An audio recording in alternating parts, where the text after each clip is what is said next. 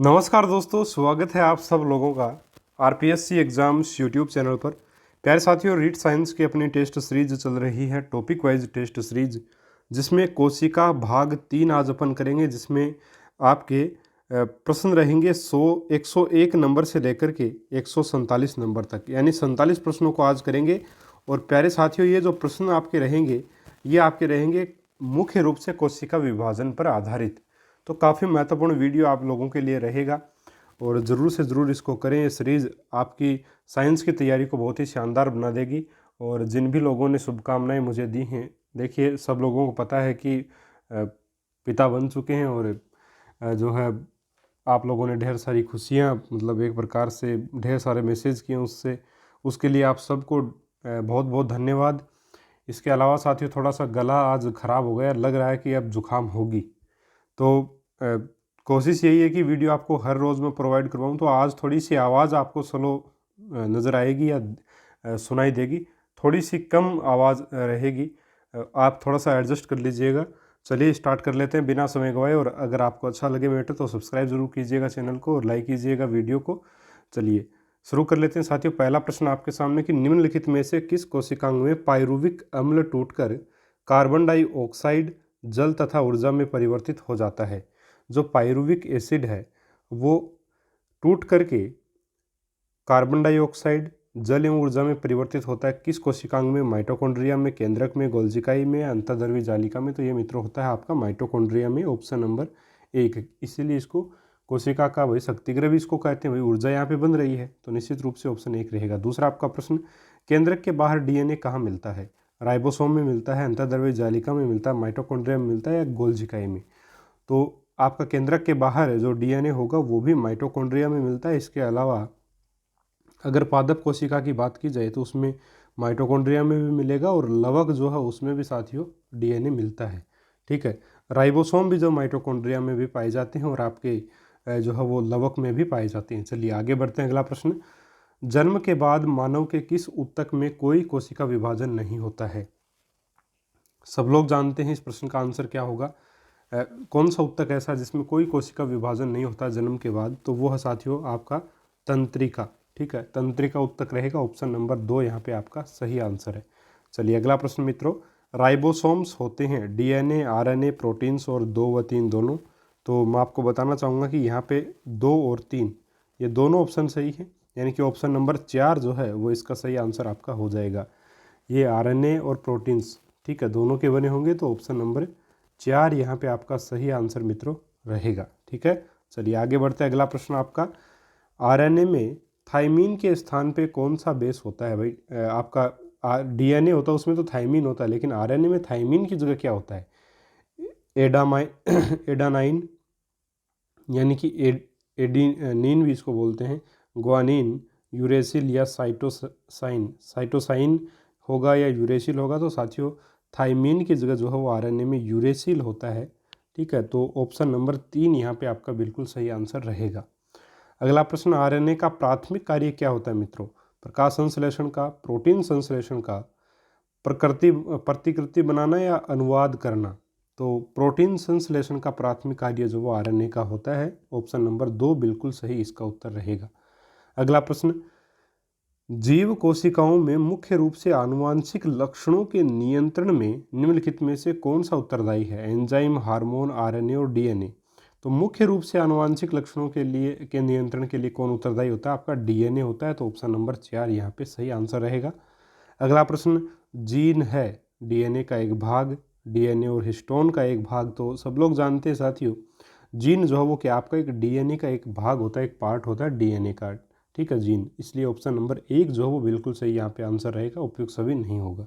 अगला प्रश्न, डीएनए में पाई जाने वाली शर्करा है हेक्सोस, हेप्टुलोस, पेंटोस या जाइलोस? ठीक है, तो जाइलुलोस नहीं होगा, पेंटोस यहाँ पे रहेगा। डीएनए में जो पाई जाने वाली शर्करा है वो साथियों पेंटोस आपकी होती है।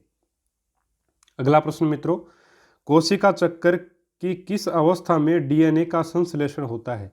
G1 अवस्था, एस प्रावस्था, एम प्रावस्था या G2 प्रावस्था? तो देखिए कोशिका चक्र की एस प्रावस्था में जो है डीएनए का संश्लेषण होगा, तो ऑप्शन 2 यहाँ पे मित्रों बिल्कुल सही आंसर आपका रहेगा। ठीक है, चलिए आगे बढ़ते हैं।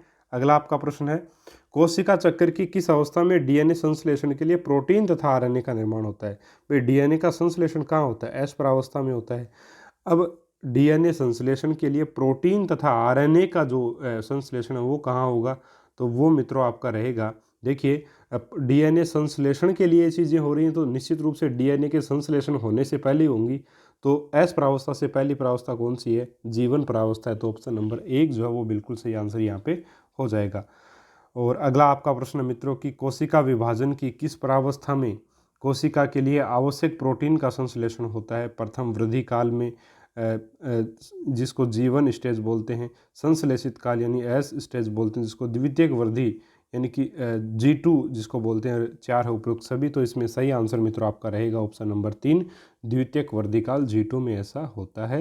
ठीक है, इसमें क्या होता है कि कोशिका के लिए आवश्यक प्रोटीन का संश्लेषण होता है। तो ध्यान में क्या रखने की बात है कि आपका एक प्रकार से देखिए डीएनए का संश्लेषण आपका होता है एस प्रावस्था में, और आपका डीएनए के संश्लेषण और प्रोटीन के संश्लेषण के लिए आरएनए का संश्लेषण, ठीक है, कब कहाँ होता है? जीवन अवस्था में। और G2 आपकी अवस्था में क्या होगा?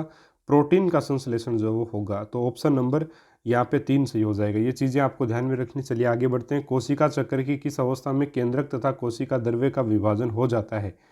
तो कौन सी अवस्था में जो केंद्रक और कोशिका द्रव्य का विभाजन हो जाता है मित्रों? तो वो आपकी अवस्था है ऑप्शन नंबर 3 से ये रहेगा एम प्रावस्था। ठीक है, चलिए आगे बढ़ते हैं। अगला प्रश्न, कोशिका चक्र की किस अवस्था में सर्वाधिक समय लगता है? तो सर्वाधिक समय लेने वाली जो अवस्था है वो है आपकी जीवन प्रावस्था। इसमें सर्वाधिक समय मित्रों लगता है, तैयारी की अवस्था इसको बोलते हैं। और ये आपका दे रखा, देखिए ये आपका कोशिका चक्र है जिसमें ये वाला जो जगह है यानी कि ये जो साइकिल है प्रथम वृद्धिकालीन जीवन स्टेज है, आप देख सकते हैं सर्वाधिक समय लगता है। इसके बाद में संश्लेषी काल होता है, उसके बाद में द्वितीय वृद्धि काल होता है जिसमें दूसरे स्थान पे समय लगता है, तीसरे स्थान पे संश्लेषी काल में समय लगता है, और सबसे कम जो एम स्टेज है, ठीक है, उसमें विभाजन अवस्था में सबसे कम समय जो वो लगेगा। तो ये आपका कोशिका चक्र, थोड़ा सा ध्यान दे लीजिएगा इसके ऊपर। चलिए आगे बढ़ते हैं। किस कोशिका में विभाजन से भ्रूण बनता है? युग्मक, अंडाणु, युग्मनज, अंडाणु और शुक्राणु दोनों। सॉरी, तो इस प्रश्न का मित्रों आंसर रहेगा आपका युग्मनज। ठीक है, किस कोशिका में विभाजन से भ्रूण बनता है? तो युग्मनज, जाइगोट में विभाजन से भ्रूण बनता है। ठीक है, चलिए आगे बढ़ते हैं। अगला प्रश्न, समसूत्री विभाजन होता है कायी कोशिकाओं में, जनन कोशिकाओं में, पादप की विभिजोतक कोशिकाओं में। तो यहाँ पे सही आंसर मित्रों क्या रहेगा आपका? ऑप्शन नंबर जो है वो 3 यानी सी जो है वो सही रहेगा। क्यों रहेगा? देखिए जनन कोशिकाओं में अर्धसूत्री विभाजन होता है, जबकि कायी कोशिकाओं में समसूत्री होगा। पादप की विभजोतक जो कोशिकाएं होती हैं उनमें भी यही विभाजन होता है। तो 1 व 3 दोनों सही है, इसलिए ऑप्शन नंबर सी यहाँ पे आपका आंसर हो जाएगा। अगला प्रश्न कोशिका विभाजन के लिए सत्य है। समसूत्री विभाजन में संतति कोशिकाओं में गुणसूत्रों की संख्या मातृ कोशिका के बराबर होती है। साथियों आप लोग पढ़ लीजिएगा, थोड़ी सी गले में प्रॉब्लम, इसलिए सारे ऑप्शंस नहीं पढ़ पा रहा हूँ, बहुत ज़्यादा दिक्कत है गले में इस समय। तो यहाँ पे देखिए ऑप्शन नंबर 3 बिल्कुल सही रहेगा, उपयुक्त दोनों सत्य हैं। ठीक है, चलिए आगे बढ़ते हैं। अगला प्रश्न, कोशिका विभाजन के समय निम्न में से कौन सा पहले होता है? तो साथियों आप वीडियो को थोड़ा सा रोक करके ऑप्शंस देख लीजिए और अपना आंसर सोच लीजिए, और मैं इसका आंसर बताना चाहूँगा। इसका आंसर है केंद्रक विभाजन। ऑप्शन नंबर 1 जो वो बिल्कुल सही उत्तर इसका रहेगा। 119वां प्रश्न है कि कोशिकाएं किस अवस्था में उन सभी आवश्यक पदार्थों का संश्लेषण एवं संग्रह करती हैं जिनकी कोशिका विभाजन के समय आवश्यकता होती है? अंतरावस्था में, पूर्वावस्था में, अंत्यावस्था में, या कोशिका द्रव्य विभाजन में? तो इसका मित्रों आंसर रहेगा आपका अंतरा अवस्था में। ऑप्शन नंबर 1 जो हो बिल्कुल सही आंसर यहाँ पे आपका रहेगा। अगला प्रश्न, केंद्रक विभाजन की कुल कितनी अवस्थाएं होती हैं मित्रों? तो केंद्रक विभाजन की कुल 4 अवस्थाएं होती हैं। ऑप्शन नंबर 4 बिल्कुल सही यहाँ पे आंसर आपका रहेगा। इसके बाद प्रश्न आता है कि सबसे तीव्र विभाजन कौन सा है? असूत्री विभाजन है, समसूत्री है, अर्धसूत्री है, या इनमें से कोई नहीं है? तो असूत्री जो विभाजन होता है वो सबसे तेज विभाजन होता है। ऑप्शन नंबर 1 सही होगा। और देखिए साथियों ये विभाजन किसमें होता है? आपके विषाणु, नीलहरित शैवाल, प्रोटोजोआ, अमीबा, यीस्ट जीवाणुओं में जो है ये विभाजन आपका होगा। तो ऑप्शन नंबर 1 जो वो सही आंसर यहाँ पे रहेगा। अगला प्रश्न, समसूत्री विभाजन की खोज किसने की? तो समसूत्री विभाजन की सबको पता है, फ्लेमिंग ने जो है इसकी खोज की थी। अगला प्रश्न, समसूत्री विभाजन की सबसे लंबी अवस्था कौन सी है? प्रश्न पूछा जाता है मित्रों, पॉज करके आप सोच लीजिए, थोड़ा सा पानी में बीच में पी लेता हूँ। चलिए, इस प्रश्न का जो आंसर होगा मित्रों वो होगा आपका पूर्व अवस्था, प्रोफेज। समसूत्री विभाजन की सबसे बड़ी, सबसे लंबी अवस्था जो है वो आपकी होती है पूर्व अवस्था। और साथियों, सबसे जो छोटी अवस्था होती है समसूत्री विभाजन की वो कौन सी होती है? तो उसके लिए सही आंसर रहेगा पश्च अवस्था। ऑप्शन नंबर 3 यहाँ पे सही रहेगा। अगला प्रश्न, कोशिका विभाजन की किस अवस्था में अर्ध गुणसूत्र यानी कि क्रोमेटिड अधिक स्पष्ट तथा गुणसूत्र बिंदु, सेंट्रोमियर जिनको बोलते हैं गुणसूत्र बिंदुओं को, पर जुड़े रहते हैं? पूर्व अवस्था में, मध्यावस्था में, पश्च अवस्था में या अंतावस्था में? तो ऐसा जो होगा वो मित्रों किस अवस्था में होता है? ऐसा आपका होता है प्रोफेज यानी पूर्व अवस्था में होता है। तो ऑप्शन 1 यहाँ पे सही उत्तर रहेगा। अगला प्रश्न, तर्कु रेशों का बनना तथा तर्कु के मध्यवर्ती क्षेत्र में गुणसूत्र का विन्यास किस प्रावस्था की मुख्य घटनाएं हैं? तो ये जो मुख्य घटनाएं हैं ये हैं आपकी मेटाफेज यानी मध्यावस्था की। ऑप्शन नंबर 2 सही रहेगा यहाँ पे। अगला प्रश्न, केंद्रिक व केंद्रक झिल्ली समसूत्री विभाजन की किस अवस्था में विलुप्त हो जाती है? तो केंद्रिक व केंद्रक झिल्ली जो विलुप्त कब होगी साथियों समसूत्री विभाजन में? तो वो आपकी साथियों आपकी प्रोफेज अवस्था में ही हो जाता है। ऑप्शन नंबर 1 जो वो बिल्कुल सही उत्तर यहाँ पे रहेगा। अगला प्रश्न, कोशिका विभाजन की किस अवस्था में तारक काय विभाजित होकर 2 पुत्री तारक केंद्रों में टूट जाता है? तो बहुत अच्छा प्रश्न है साथियों, ये प्रश्न पूछा जाता है बहुत बार और इसका आंसर भी रहेगा प्रोफेज, है ना। ऑप्शन नंबर 1 जो बिल्कुल सही आंसर यहाँ पे रहेगा। अगला प्रश्न, मध्य अवस्था में गुणसूत्र तर्कु के मध्यवर्ती क्षेत्र की ओर गमन करते हैं। यहाँ गुणसूत्र तर्कु तंतु पर किस प्रकार से अभिविन्यासित होते हैं? एक, गुणसूत्र की भुजाएं मध्य में तथा गुणसूत्र बिंदु ध्रुव की ओर होते हैं। दूसरा, गुणसूत्र की भुजाएं दोनों ध्रुवों की ओर तथा सेंट्रोमियर मध्यवर्ती भाग में स्थित रहते हैं। तीसरा, गुणसूत्र तथा सेंट्रोमियर दोनों एक ही तरफ होते हैं। इसके बाद में उपयुक्त सभी होगा। तो इसमें मित्रों सही आंसर जो है वो है आपका ऑप्शन नंबर 3। ठीक है, गुणसूत्र तथा सेंट्रोमियर दोनों जो ध्रुवों की तरफ होंगे ना, दोनों की तरफ नहीं है, ध्रुवों की तरफ होंगे। गुणसूत्र तथा सेंट्रोमियर दोनों ध्रुवों की तरफ होंगे। ठीक है, तो ये आपका सही आंसर मेरे हिसाब से रहेगा। तो ऑप्शन नंबर 3 यहाँ पे आप सही कीजिएगा। अगला आपका प्रश्न है, सेंट्रोसोम विपरीत ध्रुव की तरफ से गति करना प्रारंभ कर देता है पूर्व अवस्था में, मध्यावस्था में? तो ऐसा तो साथियों सेंट्रोसोम के लिए विपरीत ध्रुव की ओर जाने की जो प्रोसेस है वो प्रोफेज में ही प्रारंभ हो जाती है। तो ऑप्शन 1 जो सही रहेगा। अगला आपका प्रश्न, समसूत्री विभाजन की किस अवस्था में गुणसूत्र बिंदु अर्थात सेंट्रोमियर विभाजित हो जाते हैं? तो सेंट्रोमियर विभाजित हो जाते हैं साथियों कौन सी अवस्था में हो जाते हैं? एनाफेज यानी कि पश्च अवस्था में। ऑप्शन नंबर 3 बिल्कुल सही उत्तर होगा। अगला प्रश्न, समसूत्री विभाजन में पुत्री गुणसूत्रों का ध्रुवों की ओर अभिगमन किससे नियंत्रित होता है? तो प्यारे साथियों, ये जो नियंत्रण होता है पुत्री गुणसूत्रों का ध्रुवों की ओर, ये होता है तर्कु तंतुओं के संकुचन के द्वारा। ऑप्शन नंबर 3 यहाँ पे सही होगा। अगला प्रश्न, समसूत्री विभाजन की किस अवस्था में पुत्री गुणसूत्रों की भुजाएं मध्यवर्ती क्षेत्र की ओर होती हैं? पूर्व अवस्था में, मध्यावस्था में, पश्च अवस्था में या अंतावस्था में? तो समसूत्री विभाजन की किस अवस्था में पुत्री गुणसूत्रों की भुजाएं मध्यवर्ती क्षेत्र की ओर होंगी? तो वो होंगी साथियों एनाफेज में, यानी कि ऑप्शन नंबर 3 यहाँ पर भी आपका सही आंसर रहेगा पश्च अवस्था। अगला आपका प्रश्न कि अंत्यावस्था के लिए सत्य कथन कौन सा है? एक, पुत्री गुणसूत्र दोनों ध्रुवों पर पहुंचकर अकुंडलित होकर जालिका बनाते हैं। तो ये बात बिल्कुल ठीक है। अगला, केंद्रक तथा केंद्रक आवरण पुनः स्पष्ट होने लगते हैं। ये बात भी सही है। अगला, पुत्री तारक केंद्रों से तारककाय का निर्माण होता है। बिल्कुल ठीक है। ठीक है, तारककाय पहले तो तारक केंद्रों में टूटता है, इसके बाद लास्ट अंत्यावस्था में क्या होता है कि जिसको टीलोफेज, अंत्यावस्था को टीलोफेज भी बोलते हैं, इसमें साथियों तारक केंद्र जो वो जो टूटे हुए 2 तारक केंद्र हैं वो वापस से तारककाय में जो वो बदल जाते हैं। ठीक है, तो ये ऑप्शन नंबर 4 यहाँ पे बिल्कुल सही रहेगा। सारी बातें बिल्कुल ठीक हैं। चलिए आगे बढ़ते हैं। अगला प्रश्न, जंतु कोशिका में कोशिका द्रव्य का विभाजन किस विधि द्वारा होता है? विदलन विधि द्वारा, कोशिका पटलिका विधि द्वारा उपयुक्त दोनों या इनमें से कोई नहीं। तो विदलन विधि के द्वारा जंतु कोशिका में होता है, और कोशिका द्रव्य का विभाजन अगर पूछे पादप कोशिका में तो वो कोशिका पटलिका विधि के द्वारा होगा। तो ऑप्शन 1 यहाँ पे जंतु कोशिका के लिए सही है। अगला प्रश्न, अर्धसूत्री विभाजन कितने चरणों में होता है? तो अर्धसूत्री विभाजन जो है वो साथियों 2 चरणों में आपका होता है। ठीक है, अर्धसूत्री विभाजन प्रथम और अर्धसूत्री विभाजन द्वितीय।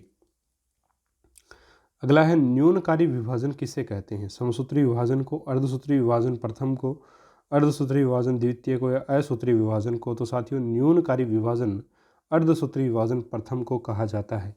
अगला प्रश्न, अर्धसूत्री विभाजन एक द्विगुणित आपकी द्विगुणित जलक कोशिका से कुल कितनी, जलक नहीं है जनक है, ठीक है। अर्धसूत्री विभाजन में एक द्विगुणित जनक कोशिका से कुल कितनी अगुणित संतति कोशिकाएं बनती हैं? तो कुल कितनी अगुणित बनेंगी? तो साथियों देखिए, अर्धसूत्री विभाजन में आपकी 4 जो संतति कोशिकाएं बनती है। तो ऑप्शन 4 यहाँ पे बिल्कुल सही आंसर रहेगा, क्योंकि देखिए 2 टाइप का ये होता है आपका अर्धसूत्री विभाजन फर्स्ट और सेकंड, तो 2-2 के हिसाब से 4 इसमें बन जाती हैं। ठीक है, अब देखिए अर्धसूत्री विभाजन की सबसे लंबी अवस्था आपको बतानी है। तो यहाँ पर सबसे लंबी अवस्था, जैसे समसूत्री विभाजन में सबसे लंबी अवस्था आपकी कौन सी थी? समसूत्री विभाजन में सबसे लंबी अवस्था आपकी पूर्व अवस्था ही थी, यहाँ पर भी वही होगी। ऑप्शन नंबर 1 यहाँ पे सही आंसर आपका रहेगा। अगला प्रश्न मित्रों कि अर्धसूत्री विभाजन की पूर्व अवस्था प्रथम के लिए सही कथन है। 1, पूर्व अवस्था प्रथम तारक का एक विभाजन होता है, बिल्कुल ठीक है। केंद्रक तथा केंद्रक झिल्ली लुप्त होने लगती है, ये भी सही है। अगला, समान जीन रखने वाले समजात गुणसूत्रों के क्रोमेटिड आपस में कुंडलित हो जाते हैं, जिससे क्रोमेटिड के भागों का आपस में आदान प्रदान होता है, तो ये भी बिल्कुल ठीक है। ऑप्शन 4 यहाँ पे आपका बिल्कुल सही आंसर मित्रों इसका रहेगा। अगला प्रश्न, मध्यावस्था प्रथम के लिए असत्य कथन है। इस अवस्था में ध्रुव तथा तर्कुतंतु बन जाते हैं।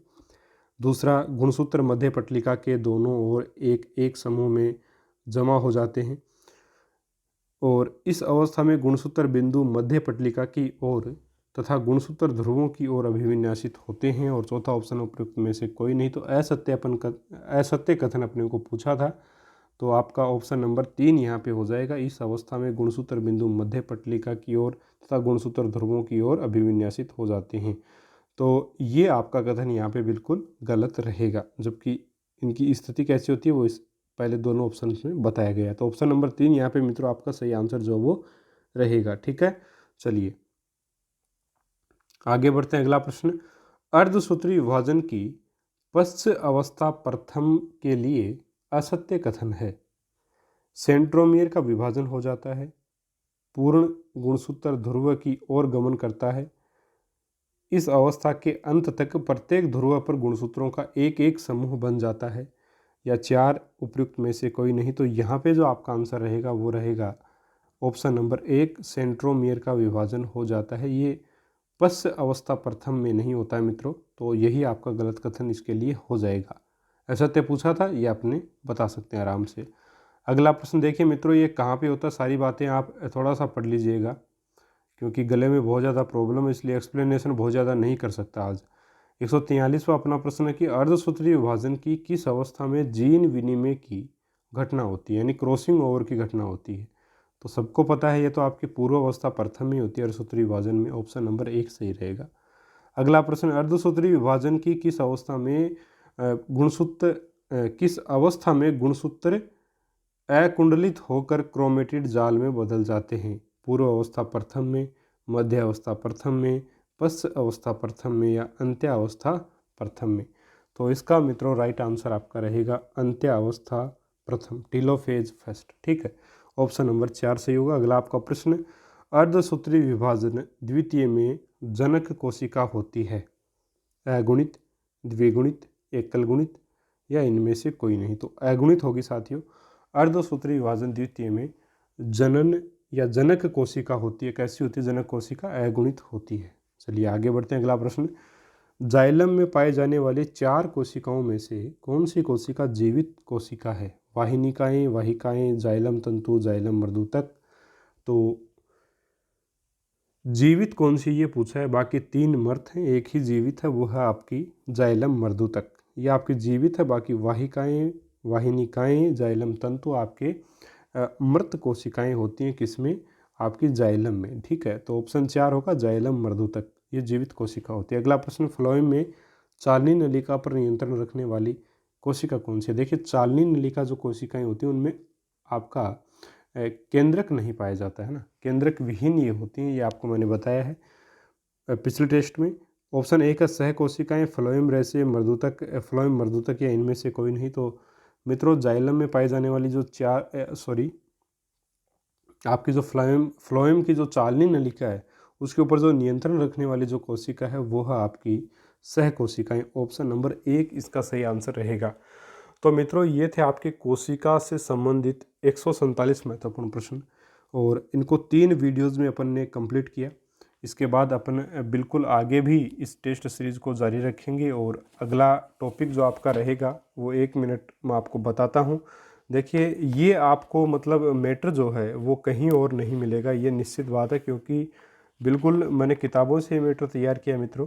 इसमें मेहनत बहुत ज़्यादा लगी है, और आप लोगों को पता है कि परिस्थितियाँ कैसी थी, फिर भी लगातार मैं आपसे जुड़ा रहा हूँ और सारी चीज़ें जो है वो आपको बहुत अच्छे से करवाई हैं, और आगे भी करवाता रहूँगा साथियों। आज थोड़ी सी तबीयत ख़राब है, अब 2-3 दिन वीडियोस थोड़े से हो सकते हैं कि आपको कम आवाज़ में मिले, लेकिन मिलेंगे, ऐसी मेरी पूरी कोशिश रहेगी।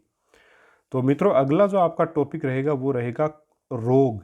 ठीक है, डिजीज़ का टॉपिक अपन लेंगे, जिसमें संक्रामक वगैरह जितने भी रोगों से संबंधित आपके टॉपिक में है वो सारा मैटर अपन कवर करेंगे, और इनसे संबंधित अपने 2 वीडियो बनेंगे रोगों से संबंधित। टोटल 81 आपके प्रश्न, इसमें 2 वीडियोस टोटल इसके बनेंगे। ठीक है मित्रों, चलिए उम्मीद है आज का वीडियो आपको पसंद आया होगा, और अगर पसंद आया है तो लाइक कीजिएगा, चैनल पर नए हैं तो सब्सक्राइब जरूर कीजिएगा, और मिलेंगे साथियों अपन अगले वीडियो में बहुत ही शानदार प्रश्नों के साथ। तब तक के लिए नमस्कार, जय हिंद, जय भारत, और एक बार फिर से आप सबको ढेर सारी शुभकामनाएं, और आप सबका धन्यवाद जो आप लोगों ने जो वो कल मैसेज करके सब जो विश किया सब लोगों ने, तो सब लोगों का बहुत बहुत आभार, धन्यवाद। नमस्कार साथियों।